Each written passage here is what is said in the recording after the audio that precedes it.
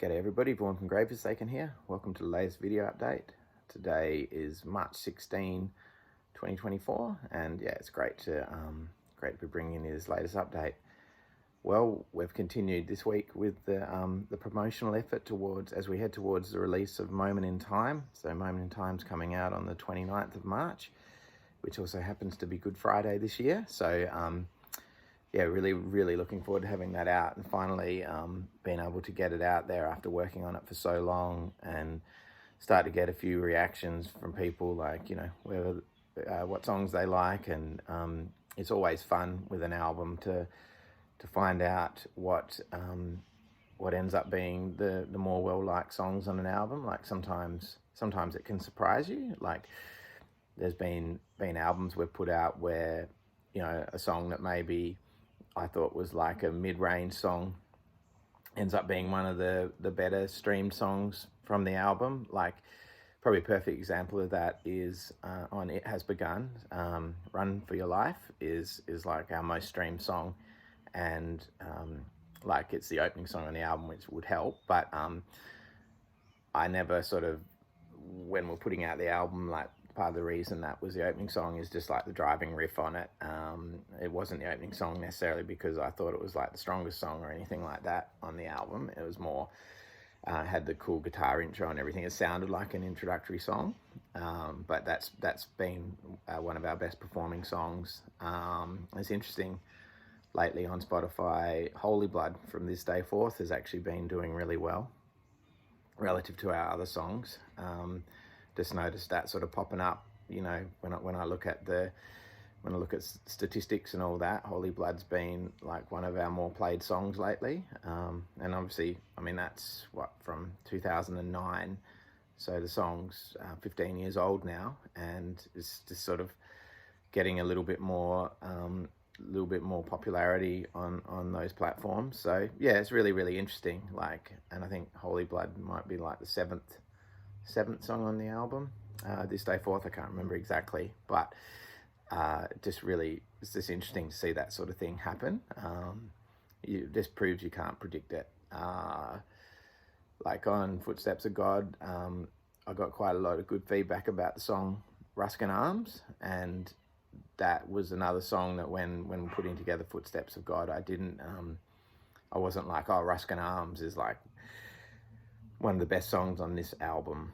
I mean, I liked it. I mean, I wouldn't put it on an album if I wasn't happy with it, but to me, during the production of that album, it was an album track rather than like a standout track.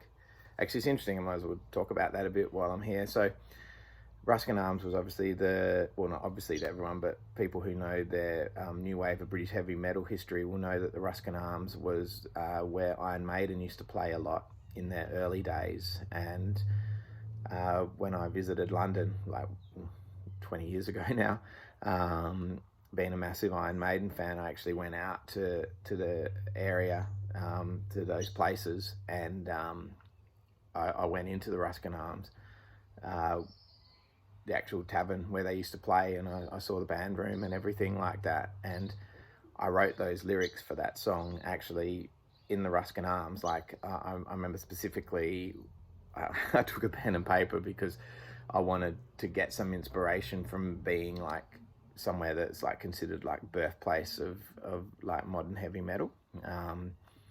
It was really cool. So those lyrics I'd actually hung on to for a long time before they got put on Footsteps of God. And when I was compiling the Footsteps of God, like when we were working out what songs were going to go on that album, that was one that I pulled out of the vault. You know, over the years, a lot of songs get written, and it might be, you know, they might actually sit around for 5 or 10 years before they make it onto an album. Like you'll be compiling the tracks for the album, and you'll think, oh, I remember that song I wrote. I always wanted to do something with that one. And so yeah, sometimes some old songs, like older songs, make it onto the album. Like on this album, actually, the song No One Way Is No Way, which is one of the album tracks, actually dates back to you know, really early days of the band. It was a song that we had around for a long time, particularly the lyrics. Like, Tim had actually contributed those lyrics in his first stint in the band, and when Tim came back into the band, back in, well, it was sort of 2017, 2018, we still had a few of his old lyrics on file, and you know, there's a couple of songs that we had jammed on and had like a rough structure for back in way back. Particularly me and Elias, we had done a bit of music on some of those Tim tracks, Tim lyrics. So there's still, I think, one or two still floating around that we wrote for Tim songs right back then, that never made it onto one of the early albums. So, I mean, if you look at Beside the River of Blood and Destined for Ascension, there's a number of lyrics credited to Tim, also on This Day Forth as well. So he was actually quite a prominent lyric writer for the band in his first stint in the band. And yeah, when he came back in, we revisited a couple of those songs that he provided lyrics for. So yeah, No One Way sort of dates back to that period of time. So and this is what I love about this album, Moment in Time, that's coming out. It does reach across different eras of the band. I think I'll be interested in your feedback when you hear it in a couple of weeks. But some songs, you know, remind me of Destined for Ascension and Beside the River of Blood. Then other songs remind me of It Has Begun and Fight Goes On. And then you know, some of the material reminds me of Footsteps of God. And it just it sort of, I guess, crosses. I like to think that it crosses eras a little bit, and like with that, all four of us originals are on this album. So as well as Luke. So there was 5 of us that contributed to this upcoming album. So the 4 original guys all appear on it, and Luke as well. And like Luke's been contributing and playing on Grave Forsaken albums for a long time now. Like, Luke even appears on, I can't remember because we were always in and out of recording, but he definitely plays on some of the stuff on Fight to the Death, and I'm pretty sure Reap What You Sow as well. But like, back in those days, we'd sort of move from one project to the next. And in fact, there's Master of the World on Reap What You Sow was actually a Fight to the Death track. I'm sure that we had tracked that for Fight to the Death, and when we'd put together the sequencing for Fight to the Death, it wasn't quite finished, and so we kind of came up. We had enough songs that were ready to go for an album, because War Is Hell sort of came along spontaneously. So War Is Hell got on the album, but we actually wrote that in the studio one day when we were just kind of kicking around in the studio. So War Is Hell was almost like an accidental track on. No, I can't even think. Is War Is Hell on Fight to Death or Reap What You Sow? This is terrible. War Is Hell is on Fight to Death. Yeah, like I say, that whole era, we're moving from one recording to the next, and we're always out at Fat Dog with Dan. So there was a bit of crossover between songs, but yeah, Master of the World was definitely worked on for Fight to Death, but we hadn't finished it and we had enough songs, so that ended up on Reap What You Sow. So when we were putting together the follow-up to Fight to Death, we're like, well, we've got Master of the World still there, so we'll work on that. And by then, Elias had put together some new material. So, you know, I had a couple of songs kicking around that I'd sort of written that weren't sort of finalized by the time we'd recorded the Fight to Death tracks. You see, what tends to happen is we'll put together like a core of like maybe 6 to 8 songs. So once you've got 6 to 8, you've kind of got basically the album. Like even with 6, you've only got to come up with a couple more. So 6 is like a good starting point, but we'll generally have 6 to 8. And then once we get some timing on those, it might be that,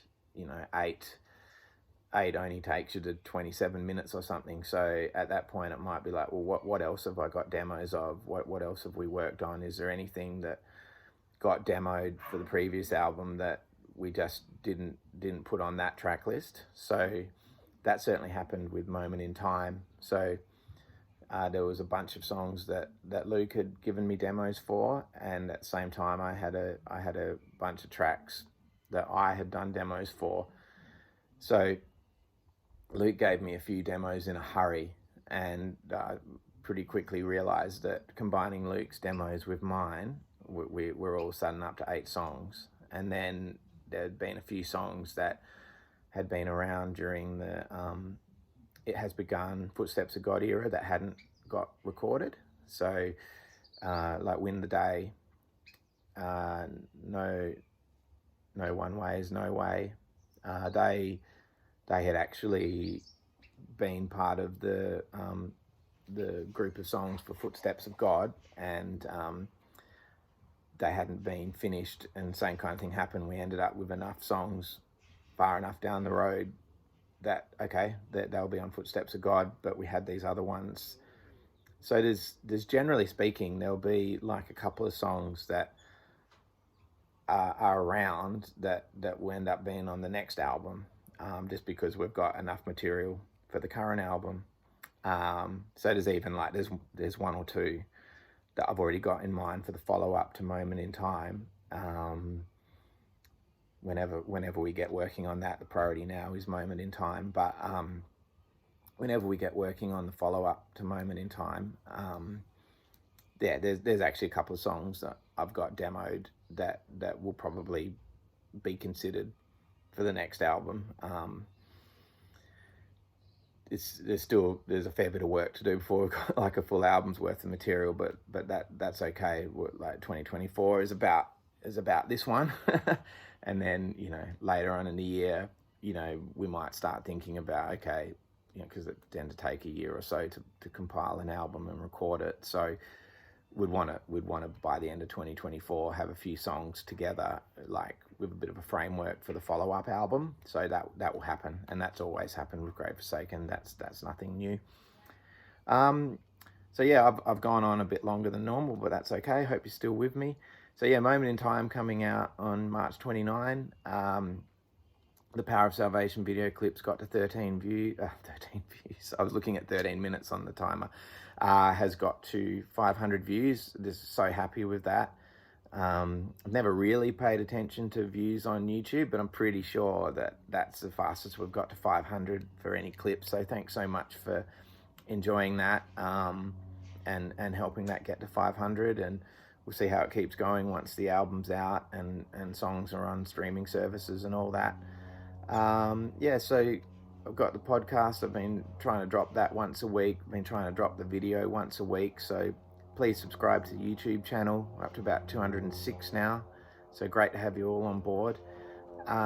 Please subscribe to the podcast. We've got like a nice little core, consistent group of listeners. Not as many as who watch the YouTube clips, but please subscribe to the podcast.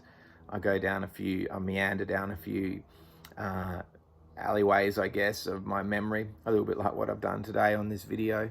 So if you like hearing like Great Forsaken history and like little anecdotes, podcast is a good place for that. Often just ends up being wherever my mind takes me. So pre-order the album from Soundmass if you haven't already. It really helps the band if we can get a lot of pre-orders. I do keep occasionally getting requests for vinyl. Any assessment on vinyl is going to depend on how we go with CDs. So if we can start selling a good number of CDs, that makes vinyl more viable. We basically need to know that there's like going to be a core group of people who want to buy the vinyl. So thanks to people who have contacted me and said, yeah, we'd get vinyl. over the months and years. That's what we need if we're ever going to like pursue that. You know, we're pretty much, you know, a fairly self-funded kind of band, you know, working in tandem with Soundmass on our releases. So, you know, it's got to be something like, you know, we can't just pour money into things that we're going to not be able to recoup at least a good portion of it. You know, that would just be unwise stewardship of our money. So yeah, let us know. I'd love to put out vinyl of all our albums. Like if I was a billionaire, I would start working on it immediately, and I'd just do it for the love of it. So yeah, let us know. There's some good merchandise on Anchor. I've recently ordered myself a Moment in Time shirt. But you can see I'm actually wearing, this is one of our first shirts, the old Destined for Ascension shirt. Got that one on today. I've generally got shirts of most of our albums. I think I've actually got a shirt for every single album that, you know, I've had made up at some point over the years. So that's about all for this week. So, you know, it's only a couple of weeks until the release of the album, and then yeah, really looking forward to getting everybody's feedback, and really looking forward to having that out there. Yeah, so just keep doing those things. Keep liking the posts on Facebook. Pre-order. Keep up with the video updates. Keep up with the podcast. All those things can really help. You know, like our posts. Follow us on social media. Listen to our back catalogue on whatever your streamer of choice is. Amazon, iTunes, Spotify, Tidal. All of those. We're on all of them. So yeah, check it out. Just buy yourself a Grave Forsaken shirt or a Grave Forsaken coffee mug from Anchor. Just be part of what we're doing. Just be part of the Grave Forsaken crew. We really appreciate it. So until the next update, which will be the podcast, and then the video next week. Thank you so much for tuning in. If you've got this far, really appreciate your support. Just really excited about having this album coming out very soon. So I will sign out with my traditional thumbs up. God bless and rock on.